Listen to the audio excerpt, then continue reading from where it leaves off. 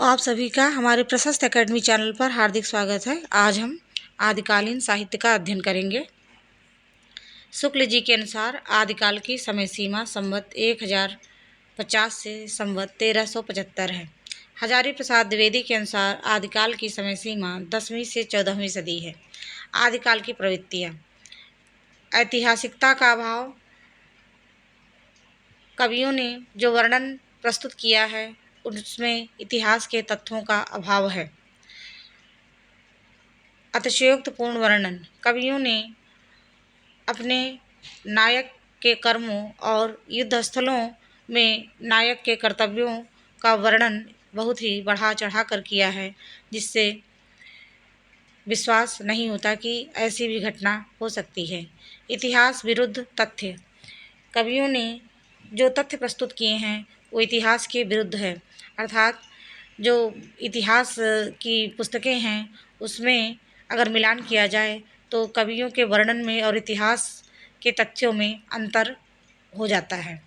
ऐतिहासिक चरित्र का वर्णन: कवियों ने ऐतिहासिक चरित्र को अपने विषय वस्तु का नायक बनाया है, जैसे पृथ्वीराज चौहान, बीसल देवरासो, खुमाणरासो आदि को। घटनाओं की नामावली, तिथियां काल्पनिक: इन्होंने जो वर्णन किया है और जो नामावलियाँ प्रस्तुत की हैं वो काल्पनिक हैं, अर्थात इतिहास सम्मत नहीं है। यदि इतिहास की पुस्तकों से उनको मिलाया जाता है तो कभी कभी नाम और तिथियाँ काल्पनिक लगती हैं। युद्धों का सजीव वर्णन: कवियों ने अतिशयोक्तिपूर्ण वर्णन किया है, किंतु उसमें उसकी एक विशेषता यह है कि सुनने पर ऐसा लगता है कि हम युद्ध के मैदान में ही हैं और वीर रस से हम भर जाते हैं। तो युद्धों का सजीव वर्णन हो गया। कल्पना की प्रचुरता: कवियों ने अपने काव्य में कल्पना की प्रचुरता को अधिक महत्व दिया है। उसमें सत्य घटनाओं का अभाव है। प्रामाणिकता में संदेह: कवियों की रचनाओं से इतिहास की तिथियों, इतिहास के पुरुषों, नायिकाओं आदि की प्रामाणिकता सिद्ध नहीं होती, इसलिए प्रामाणिकता में कहीं न कहीं संदेह उत्पन्न होता है। वीर एवं श्रृंगार रस की प्रधानता: आदिकाल में जो रासो ग्रंथ रचे गए उसमें वीर एवं श्रृंगार रस की ही प्रधानता थी। संकुचित राष्ट्रीयता: कवियों ने अपने नायक का ही वर्णन किया है, उनके युद्धों का वर्णन किया है, लेकिन किसी राष्ट्रीय भावना का वर्णन उन्होंने नहीं किया है।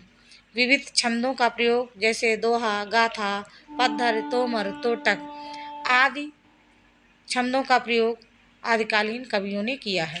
द्वित्व वर्णों की प्रधानता, जैसे डग, मग, ये सब द्वित्व वर्ण कहलाते हैं, मतलब कि एक अक्षर पूरा होगा, एक अक्षर आधा होगा, तो ये द्वित्व वर्ण है।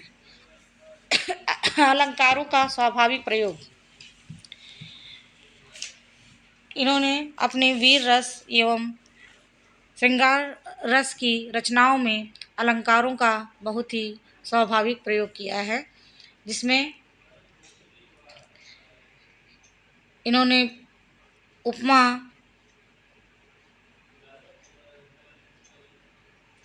रूपक, अतिशयोक्ति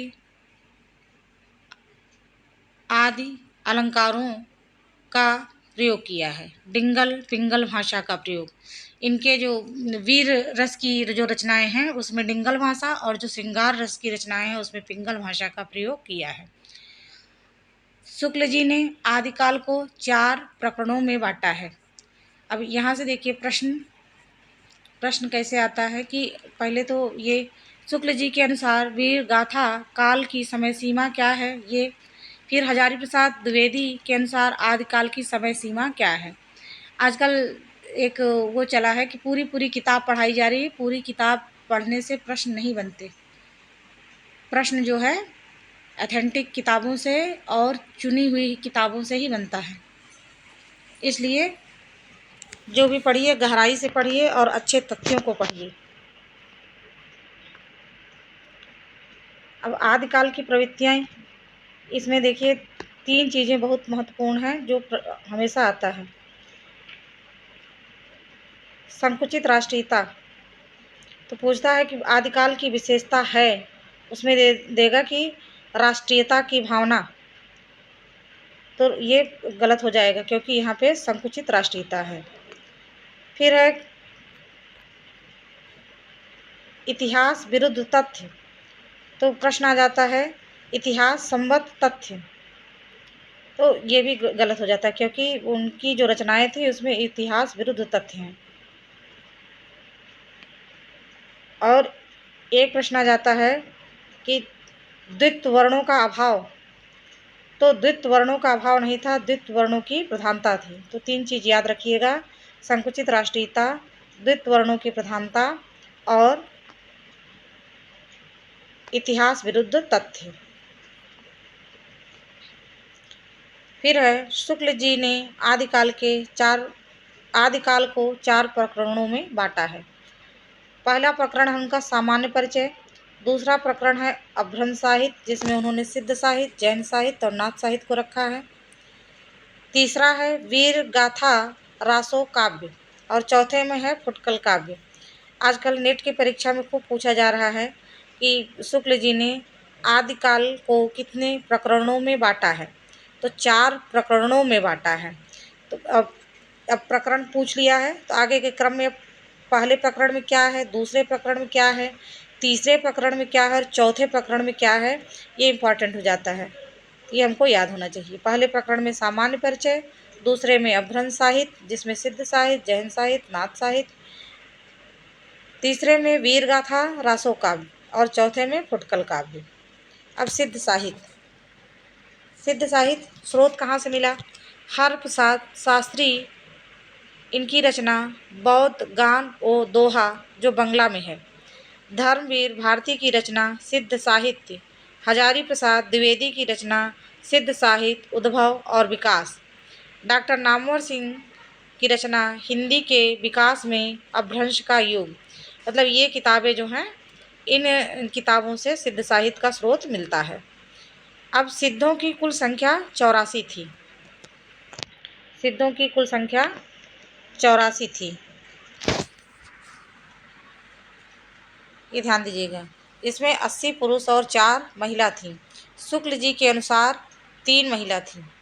अभी टीजीटी 2021 में आया हुआ प्रश्न है कि शुक्ल जी के अनुसार इसमें से कौन एक नहीं है। तो 4 महिलाएं हैं, 4 महिलाओं में लक्ष्मीकरा, कनकलापा, मणिभद्रपा, ये 3 शुक्ल जी के अनुसार हैं। इसके अतिरिक्त मेखलापा एक अन्य महिला सिद्ध हैं। तो हमको ये याद करना है कि शुक्ल जी के अनुसार कौन कौन है। तो लक्ष्मीकरा, कनकलापा और मणिभद्रपा, और ये चौथी हैं मेखलापा।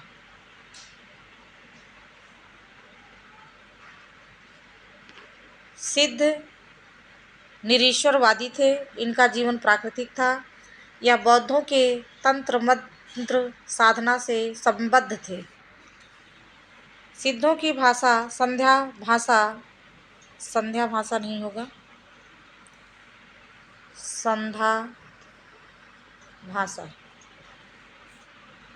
संधा भाषा है।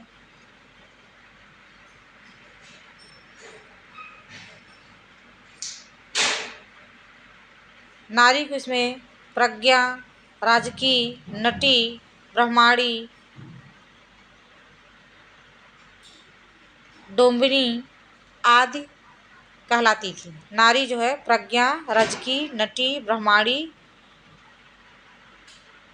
डोमिनी आदि कहलाती थी। सिद्धों का क्षेत्र पूर्वी भारत था। इनका इनका इनका मूल स्रोत श्री पर्वत था, जो मंजुश्री, मूलकल्प, गुह्य समाज 3 भागों में बटा था। मतलब कामा यहाँ पे होगा। मंजुश्री, मूलकल्प और गुह्य समाज में बटा था, ये याद करके रखिएगा। सिद्धों का क्षेत्र पूर्वी भारत था और नाथों का पश्चिमी भारत। पूछता है, प्रश्न आता है, श्री पर्वत का संबंध किससे था? नाथ साहित्य से, सिद्ध साहित्य से, जैन साहित्य से? तो सिद्धों से था, ये याद करिएगा। बौद्ध धर्म 2 भागों में बटा था, हीनयान और महायान। महायान फिर 2 शाखा में विभाजित हुआ, सहजयान और वज्रयान। वज्रयान 2 शाखा में बटा, सिद्ध और नाथ, मतलब सिद्ध संप्रदाय और नाथ संप्रदाय। फिर है कि सिद्धों ने वैदिक कर्मकांड, यज्ञ, हिंसा का विरोध किया एवं करुणा, दया, ममता का प्रचार किया। फिर है सिद्ध साहित्य से संबंधित पुस्तक। हरप्रसाद शास्त्री ने 1916-17 में बौद्ध गान ओ दोहा, इसकी प्रतियां नेपाल से प्राप्त हुई थी। सन याद रखिएगा, 1916-17। और इसकी भाषा क्या थी?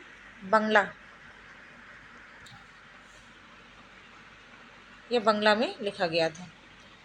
फिर प्रबोध चंद्र बागची ने तिब्बत से प्राप्त सिद्ध साहित्य की रचनाओं के आधार पर हरप्रसाद शास्त्री के ग्रंथ का संशोधन किया और उसे पुनः प्रकाशित कराया। फिर राहुल सांकृत्यायन ने तिब्बत से प्राप्त सिद्ध साहित्य के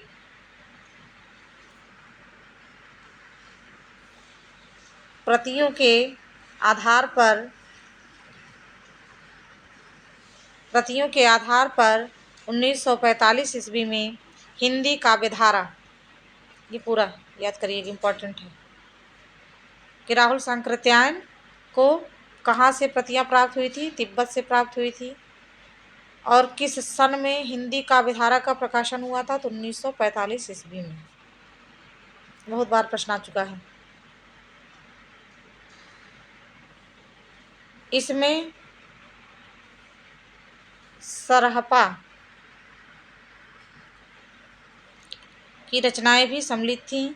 राहुल सांकृत्यायन ने सरहपा को प्रथम कवि माना है, जो सर्वसम्मति है। सिद्धों में पंचमकार का विधान था। पंचमकार क्या है? मांस, मत्स्य, मध्य, मुद्रा और मैथुन।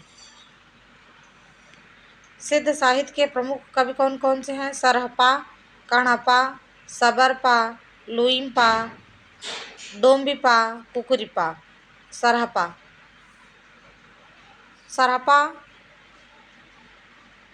769 ईस्वी इनका समय माना जाता है। इनका नाम सरहपाद, सरहवज्र, सरोज वज्र, राहुल भद्र था। इनका जन्म ब्राह्मण परिवार में हुआ था। बाद में इन्होंने बौद्ध धर्म स्वीकार कर लिया। इनकी शिक्षा दीक्षा नालंदा में हुई। नालंदा मतलब नालंदा विश्वविद्यालय में हुई। और शिक्षा प्राप्त करने के बाद नालंदा विश्वविद्यालय में ही आचार्य बन गए और सर अर्थात बाण बनाने वाली महिला से उन्होंने महामुद्रा बनाया और उसी के साथ रहने लगे। दोहा कोश इनकी प्रथम प्रसिद्ध रचना है।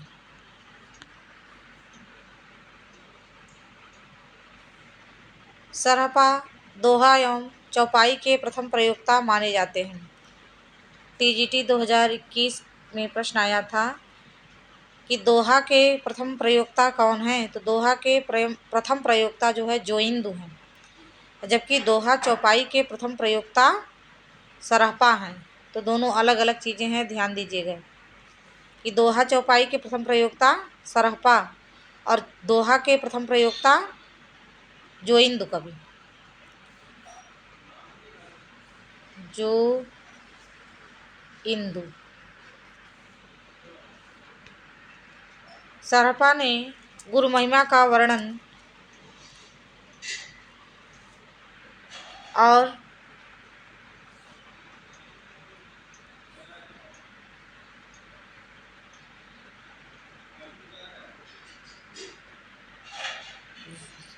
वेदों का खंडन, वेदों का खंडन। फिर है काया रूपी तीर्थ की प्रशंसा, महासुख एवं सहज मार्ग की प्रशंसा की। सारापा ने गुरु महिमा का वर्णन किया। फिर है वेदों का खंडन किया, काया रूपी तीर्थ की प्रशंसा की, महासुख एवं सहज मार्ग की प्रशंसा की। मतलब ये शास्त्रों का खंडन है इसमें, और शास्त्रीय ज्ञान का भी खंडन है। मतलब शास्त्रों का भी खंडन और शास्त्रीय ज्ञान का भी खंडन है। यही जो है बाद में संत काव्यधारा में भी अपनाया गया। राहुल सांकृत्यायन ने सरापा को प्रथम कवि माना है। भोला भोला ने भोले भोला शंकर व्यास ने, भोले शंकर नहीं, भोला शंकर, भोला शंकर, भोला शंकर व्यास ने सरहपा सरहपा को अपभ्रंश का कालिदास कहा है। प्रश्न आता है कि अपभ्रंश का कालिदास कौन है? सरहपा। और किसने कहा? तो भोला शंकर व्यास ने। फिर दूसरे कवि हैं सबरपा। इनका समय है 780 ईस्वी। ये क्षत्रिय परिवार थे। सबर भील जातियों के साथ निवास करने के कारण सबरपा कहे जाने लगे। मतलब सबरपा, सबर भील जातियों के साथ निवास करने के कारण ये सबरपा कहे जाने लगे। सबरपा की रचनाएं निम्नलिखित हैं। ये अतिरिक्त हो गया है। सबरपा की रचनाएं निम्नलिखित हैं।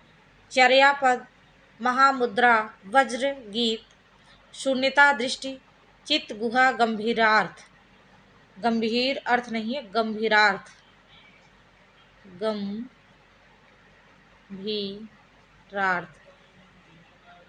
गंभीरार्थ। फिर है कण्हपा।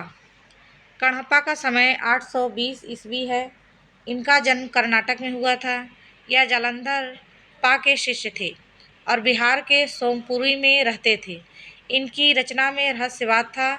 इन्होंने सर्वाधिक रचना की, लगभग 74 सिद्धों में ये सबसे श्रेष्ठ व बड़े कवि थे। प्रश्न कैसे आता है? ये सिद्धों में रहस्यवादी कवि कौन था? तो कण्हपा। सबसे अधिक रचना किस सिद्ध ने की? सबरपा, हाँ सॉरी, कण्हपा। सबसे अधिक रहस्यवाद किसमें था? कण्हपा में। और सर्वाधिक रचना किसने की? कण्हपा ने। और श्रेष्ठ और बड़े कवि कौन थे? कण्हपा। सिद्धों का 3 प्रश्न इसमें है कि सिद्धों में सबसे अधिक रहस्यवादी कौन था? कण्हपा। सिद्धों में सर्वाधिक रचना करने वाले कवि कौन थे? कण्हपा। सिद्धों में सबसे श्रेष्ठ व बड़े कवि कौन थे? कण्हपा। लुइपा। लुइपा सबरपा के शिष्य थे। इनकी रचना है अभिसमय, विभंग और तत्व स्वभाव। डोम्बिपा 840 ईस्वी। इनका समय है। मगध के रहने वाले थे। इनकी रचना है अक्षरा, द्विपदेश, योगचर्या और डोम्ब गीतिका। डोम्ब गीतिका से तो हम समझ ही जाएंगे। अक्षरा, द्विपदेश, ये इंपॉर्टेंट है, याद करके रखिएगा। फिर एक कुकुरीपा। ये कपिल वस्तु के निवासी थे। इनके गुरु चरपटिया थे और इनकी रचना अद्वय सिद्ध थी। इनकी रचना अद्वय सिद्ध थी।